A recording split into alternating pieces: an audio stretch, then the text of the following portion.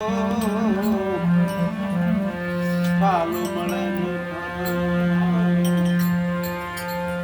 ની અંદર ભગવાન ના ઘણા નામ આખું જગત ભગવાન ના નામ લઈ રહ્યું છે ભગવાન ને મેળવવા માટે. ધીમા સંતો કહે છે ઘણા નામ ભગવાન ના છે પણ અહીંયા મુક્તિ મળતી નથી.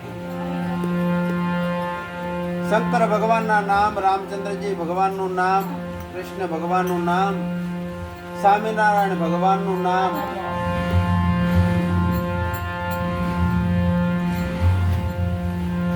આ નામથી મુક્તિ મળતી નથી. એટલે સદગુરુ નામ મહારાજે આપણને જે આદિ નામ ગુપ્ત હે આ આપ્યું છે. અને જે આ બધા ભગવાનના પરમ પદને પામ્યા એ સદગુરુ મહારાજે એમને આ નિજ નામ આપ્યું. એટલે ભગવાનની પદવી એમને મળી, સત્યમય જીવન જીવા. એટલે સદગુરુ મહારાજે એમને ભગવાનની પદવી આપી દીધી. નગર આપણે લાલજી મહારાજ કહે છે કે ભગવાન જલમતા નથી પણ ભગવાન થવાય છે. સોનટા જલમતા નથી પણ સોન થવું હોય તો થવાય છે. ડોક્ટર જલમતા નથી પણ ડાક્ટર થવું હોય તો થવાય છે. એવી રીતે આપણે જેવું બનવું એ બધી આપણા હાથની વાત છે.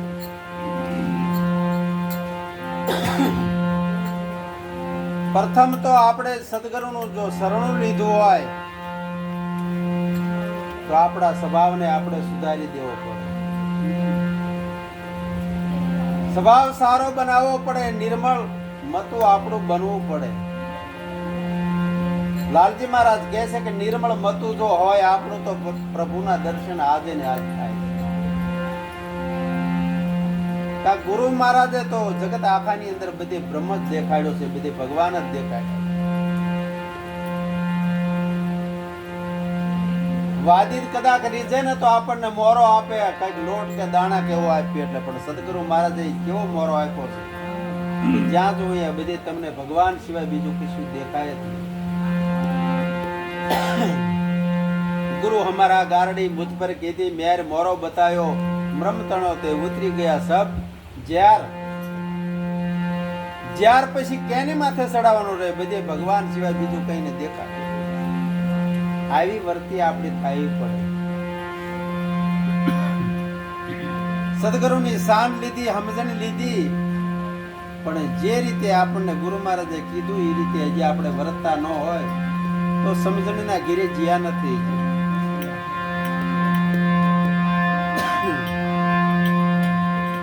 દિલમાં દીવો કરો રે, દીવો કરો રે, દીવો કરો રે, દીવો પેલા પરન જાન પર હરો રે, દિલમાં દીવો કરો રે, દીવો કરો પેલા પરની જાન પર હરો રે, દિલમાં દીવો કરો રે, દીવો પાંચ ઇન્દ્રિયને વશ કરી રાખો રે, પાંચ ઇન્દ્રિયને વશ કરી રાખો રે. અહીં દેહ દલપસે સાચું, માહી દલપસે સાચું. તારા મનને ધીર કરી રાખો રે, દિલમાં દીવો કરો રે, દીવો કરો. તારા મનને સ્થિર કરી રાખો રે, દિલમાં દીવો કરો રે, દીવો કરો. શું કહે છે રણછોડ મહારાજ? જો આપણે આ દેહની અંદર સત્ય રૂપી દીવાને પ્રગટ કરવો હોય ને તો કે દિલની અંદર દીવો કરો, પણ પહેલા પરનંદાને પરહે. અને તુલસીદાસ મહાત્મા હોત એવું કહે છે કે અન સમાને ઔષધિ ઝરણા સમાને જાપ કૃષ્ણ સમાને દેવતા નિંદા જેવું કોઈ મહાન પાપ નથી. એટલે નિંદા આપણે કોઈની કરવાની નથી. જો આપણે બીજો ભાળવીએ તો જ આપણે નિંદા કરવી છે ને. એટલે જીવ હિંસા કરો ને એની કરતાં નિંદા કરો ને એ મોટું મહાન પાપ છે. અરે એટલે જો આપણે સદગુરુનું મહારાજના ચરણે જે આવે ને આવી સમજણી લીધી હોય તો કોઈની નિંદા કરવાની થતી નથી. અને આપણે તો અંદરો અંદર નિંદા કરીએ છીએ. એટલે ઘણા વરા થયા, ઘણા સત્સંગ સાંભળ્યા, ઘણા ભજન કીર્તન ધોળા સાંભળ્યા, પણ આપણે આવું હજી જીવન બનાવતા નથી. એટલે એ કોશિશ કંઈક આપણે કરવાની છે. એટલે નિંદા કોઈની કરશો નહીં. અને 5 ઇન્દ્રિયને વશ કરી રાખો. આપણા દેહની અંદર 10 ઇન્દ્રિયો છે. 5 કર્મ ઇન્દ્રિયો છે અને 5 જ્ઞાન ઇન્દ્રિયો છે. હાથ પગ ને દેહ મન જેમ કેમ કર્મ કરે જાય છે, પણ જ્ઞાન ઇન્દ્રિયો તો આ ધડ ઉપર શીશ રહ્યું ને એની અંદર છે. જ્ઞાનના રીતે વર્તે તો જ્ઞાન ઇન્દ્રિયો, નકર કર્મ ઇન્દ્રિયો છે. કર્મથી બંધાઈ જાય છે. દુઃખ છૂટશે નહીં. અને 84માં જવું હોય તો આ જ્ઞાન ઇન્દ્રિયો જો જ્ઞાનના રીતે ન વર્તે ને તો 84નો વારો આવે છે. જુઓ તો સારું જુઓ, સાંભળો તો આ 52 અક્ષરનો જે નાદ થઈ રહ્યો છે, કકાના 36 અક્ષરને બીજા વ્યાંજન કરીને 52 અક્ષર થાય છે. અને 52 તત્વનો આપણો દેહ છે. ઈશ્વર 52 બારા છે. એટલે નાદ કેવો આવ્યો, સાંભળવા જેવો છે કે નથી સાંભળવા જેવો, એ આ કાન ઇન્દ્રિયને ખબર પડે. જોવા જેવું છે કે નથી જોવા જેવું આંખને ખબર પડે. અમરત જેવી વાણી બોલી હોય તો આ જીભથી બોલાય છે. એટલે ખરાબ શબ્દો કોઈ મનથી કે તનથી કોઈને દુઃખ ન દેવું, આવું સંતોના જીવન હોય. કોઈને બોલેથી દુઃખ થતું હોય, કોઈક એવો શબ્દ કાઢે તો મરી જવાનો વારો આવે. અને કોઈક એવો શબ્દો તમે સાંભળો તો તમને ભવસાગર તરી જાય. એટલે આ આપણા એક તપ છે. આવી રીતે આપણે જીવન જીવવું જોઈએ. બરોબર જેમાં જ્ઞાન ઇન્દ્રિય છે, જ્ઞાનના રીતે જ આપણે વર્તવું જોઈએ. પછી કે મહી દેહે દલપ છે સાચું, અહીંયા મનને તીર કરી રાખે. પછી શું કહે છે? દયા દેવલ પરમાણે પ્રેમ લાવજો રે. દયા દેવલ પરમાણે પ્રેમ લાવજો. સુરતાને વાટું ઠેરાવજો રે. સુરતાને વાટું ઠેરાવજો રે. પછી યમયજ્ઞને પ્રગટાવો રે દિલમાં. દીવો કરો રે, દીવો કરો. પછી પ્રેમ યજ્ઞને પ્રગટાવો રે દિલમાં. દીવો કરો રે, દીવો કરો. દયા ધર્મ કા મૂળ, પાપ મૂળ અભિમાન, તુલસી દયાનો છોડીએ. જબલક ઘાટની અંદર બધે પ્રાણ છે.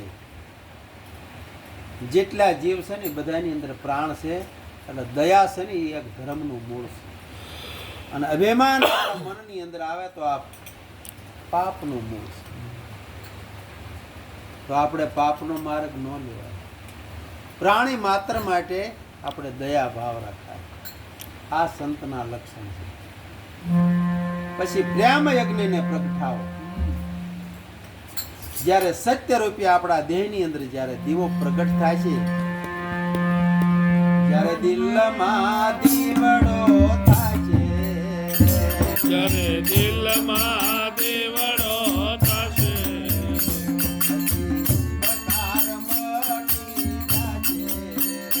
પછી અંધકાર માટી જશે.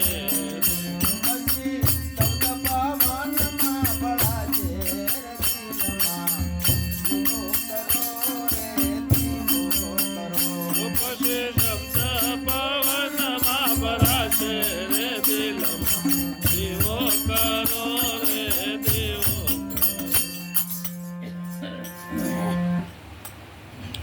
જ્યારે દેવની અંદર જ્યારે સત્યરૂપી દેવો થાય ને પછી 14 બ્રહ્માંડની અંદર ભળાય. એટલે આપણા દેહની અંદર હોત 14 બ્રહ્માંડ છે અને આ વિશ્વની અંદર હોત 14 બ્રહ્માંડ છે. પણ આ નાના દેહનું તમને જ્ઞાન થઈ જાય પછી આખા વિશ્વનું જ્ઞાન થઈ જાય તો શું બાકી રહેતું નથી. 14 બ્રહ્માંડ એટલે 5 કર્મેન્દ્રિયો, 5 જ્ઞાનેન્દ્રિયો અને 4 અંતસ્કરણ, મન બુદ્ધિ ચિત્ત ને અહંકાર. આ બરોબર આપણને જેમ સંયમ નિયમ છે ને એ બરોબર રીતે વર્તવા પડે તો તમને 14 બ્રહ્માંડની અંદર બધી અંજવાળું થઈ જાય. પછી શું કહે છે? સોને શિખર ઉપર સડીને જોયું રે. સોને શિખર ઉપર સડીને જોયું. આ શિવજીનું રૂપ મેં જોયું રે. આ શિવજીનું રૂપ મેં જોયું. નતો પાન શરીરનું ખોલું રે દિલમાં. જીવો કરો રે જીવો કરો. ઓ મેં તો ભાના શરીરનું જોયું રે દિલમાં. જીવો કરો રે જીવો કરો. શું કીધું? સોની શિખરો પર ચડીને મેં જોયું. અહીંયા શિવજીનું રૂપ જોયું.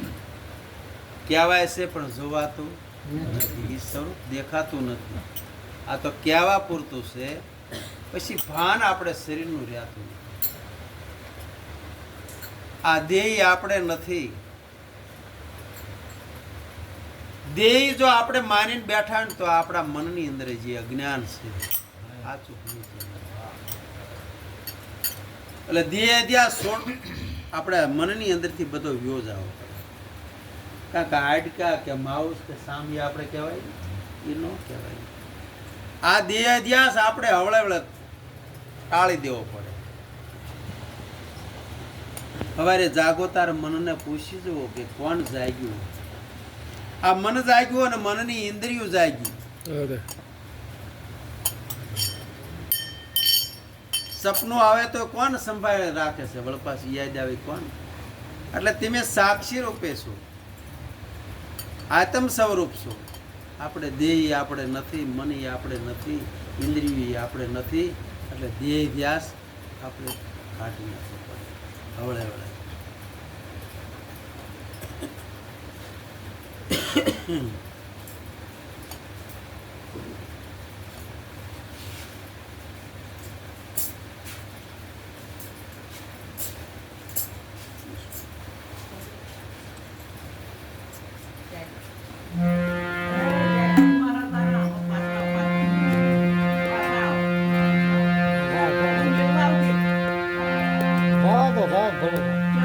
આશ્રમ છોડે ઘર સંભાળ્યા રે.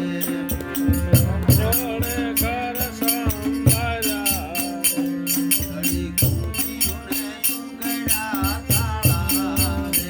ચડી ખુશીઓને ઉઘડ્યા તારા રે. પછી અંતરમાંથી આયા અંજવાળા રે દિલમાં. જીવો કરો રે જીવો કરો. પછી અંતરમાંથી આયા જવાળા રે દિલમાં. જીવો કરો રે જીવો કરો. ક્યાં ઘર સંભાળ્યા? આપણે આ બધા આપણા દેહના ઘર. ઘરની બરોબર સંભાળ રાખ્યું હોય તો કોણ રાખે? આપણે જ રાખીએ. અને જો વાળવી સોળવી નહીં તો કાટ બધા વાસણમાં સડી જાય. પછી ઓલી જાળ બધી બાજી જાય ને ઓલા કરોળિયા કહેવાય શું કહેવાય? કરોડી. હા. એ જાળ બાંધી દે. એમાં આપણે જાળ બાંધી દે. એ જાળ બાંધે ને એની જાળમાં પાછી ઘૂસી જાય, મરી જાય. એટલે આપણે આ માયાની જાળ ઈવડી છે. એટલે માયા એટલે છે કોઈ અસત્રી માયા નથી, દીકરાએ માયા નથી, સંપત્તિ માયા નથી.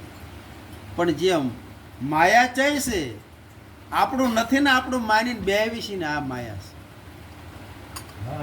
કોકનું પસાવી પાડવું એ ખોટી માયા છે. નકર માયા કઈ આ લક્ષ્મીની આપણે જરૂર પડે, પૈસાની ન જરૂર પડે. તો નર કે નારી એ હોય એ કે માયા નથી.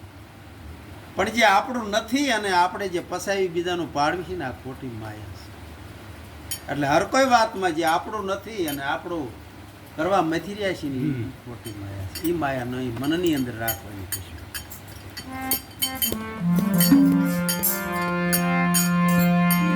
આવી રીતે જગતની અંદર ઘણા ભક્તિ કરે છે. આખા ભગત જેટલા